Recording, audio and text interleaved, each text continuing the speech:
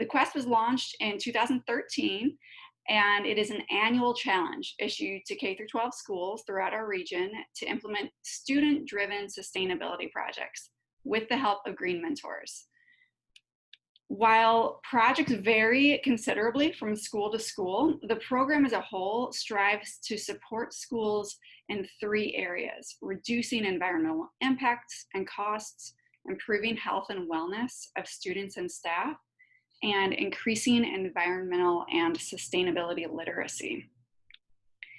These goals are brought to life through in schools through their physical place, the school building, the grounds, all of the resource flows that go through the buildings and grounds, as well as the educational programming and the organizational culture.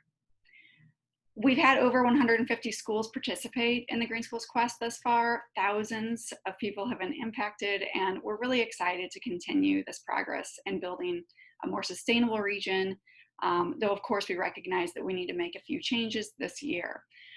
So as we run through the adaptations, I do want to just bring up that we really try to keep flexibility front and center. And as we run through these, we felt that it would be helpful for us to look at some of the core elements of the Green Schools Quest and then see how those elements emerge within the typical format versus the adapted.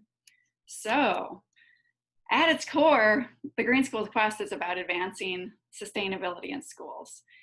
It has always emphasized a holistic approach, encouraging schools to implement projects that green their buildings and grounds while also infusing the school's culture and curriculum with sustainability principles and practices, just to really make things stick and last and be inclusive.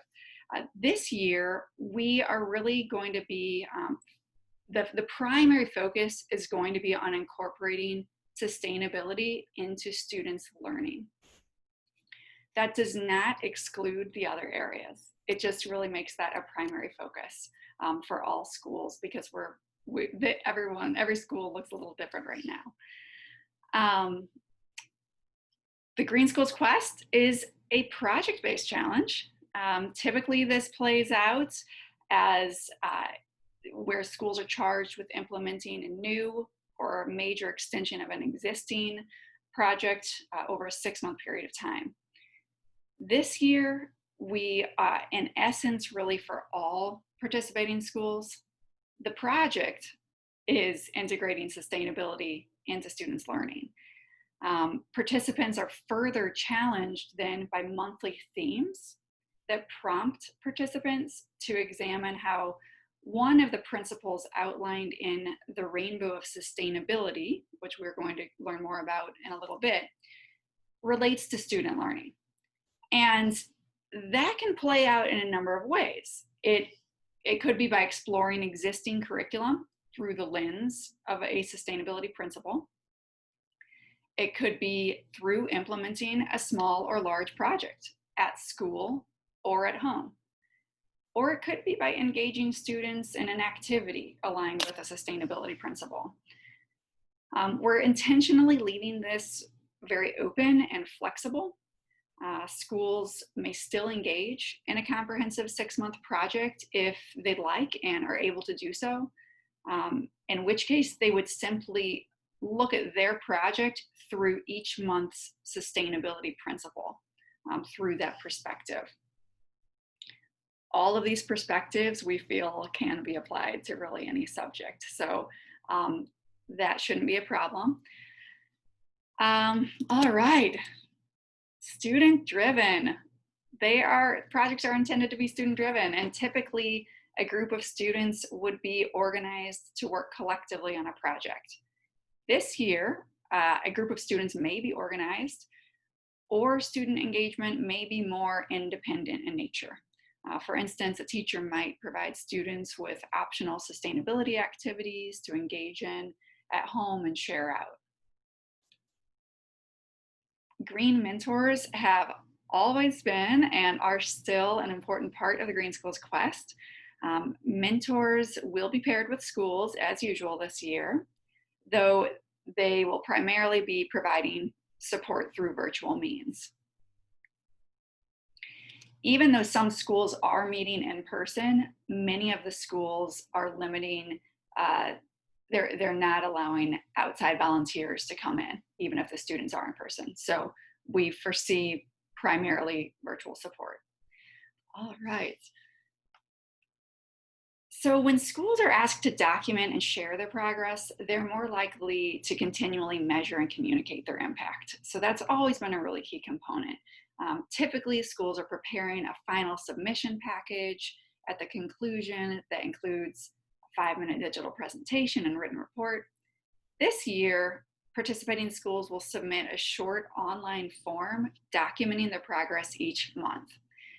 Super streamlined. The form is going to ask for just a short description of the work that's taken place, impact, such as number of students engaged or the outcome of their work, at least one image, and then an optional field for links to any social media posts about their work that we can share. Mentors can be a helpful resource supporting schools in filling out the forms.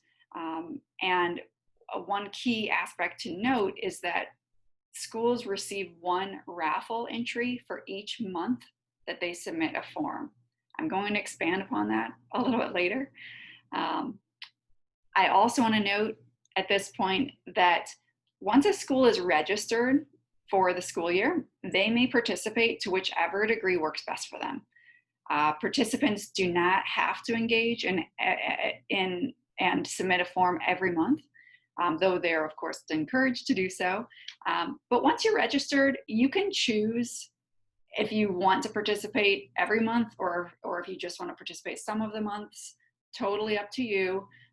We will be asking you to, feed us the progress that you're making on that short form, and each month you do so, you'll get one raffle entry for that month.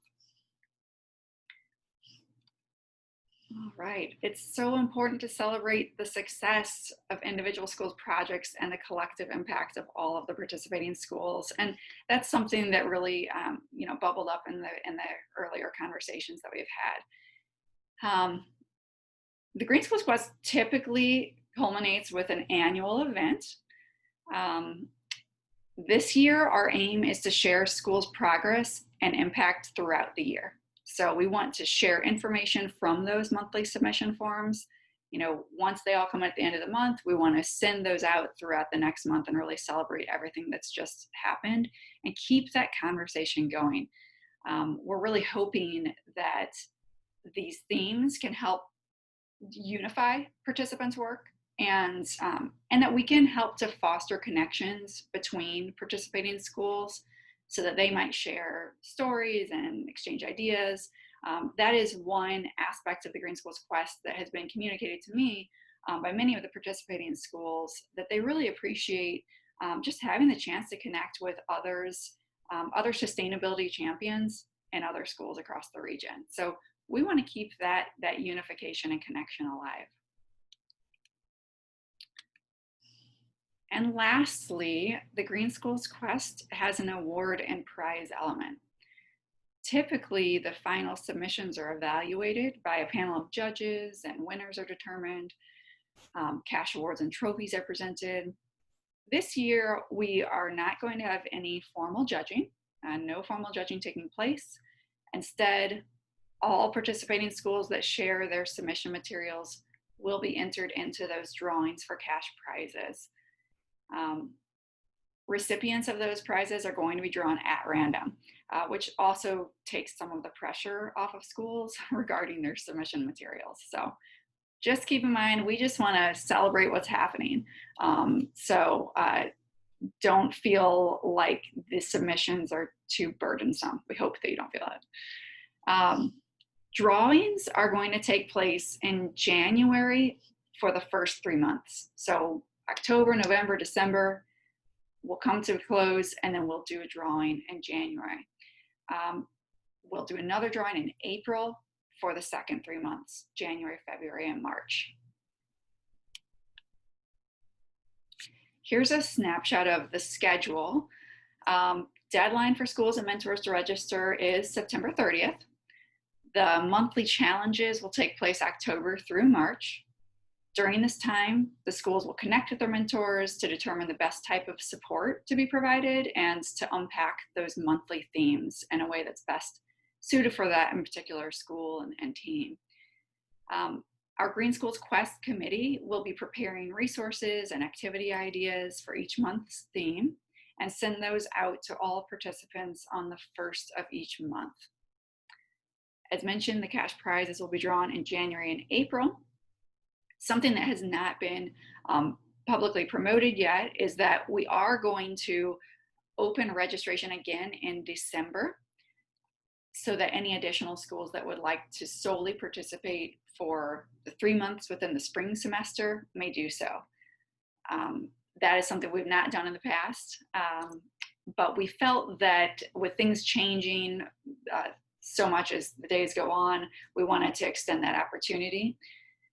Any schools that are registered by September 30th will automatically be enrolled for the whole 6 months, and then they can choose to participate, as they're able each month. So I encourage you to go ahead and just get registered by September 30th if you're not already, but do know that we will be opening registration for additional schools and mentors in December for the spring semester months. All right. This is the last thing I have to share with you before turning it over. The primary challenge, as we've mentioned, is just integrating sustainability into students' learning. These monthly themes are then challenging participants further by prompting them to examine how one of the principles outlined in a tool that's called the Rainbow of Sustainability relates to students' learning. You can see the theme for each month is outlined here on the slide. It's also posted on our website. And really at this point, I'm going to turn things over to Kat and Tracy again, and they're going to introduce this rainbow framework and then share some ideas about how it can be applied.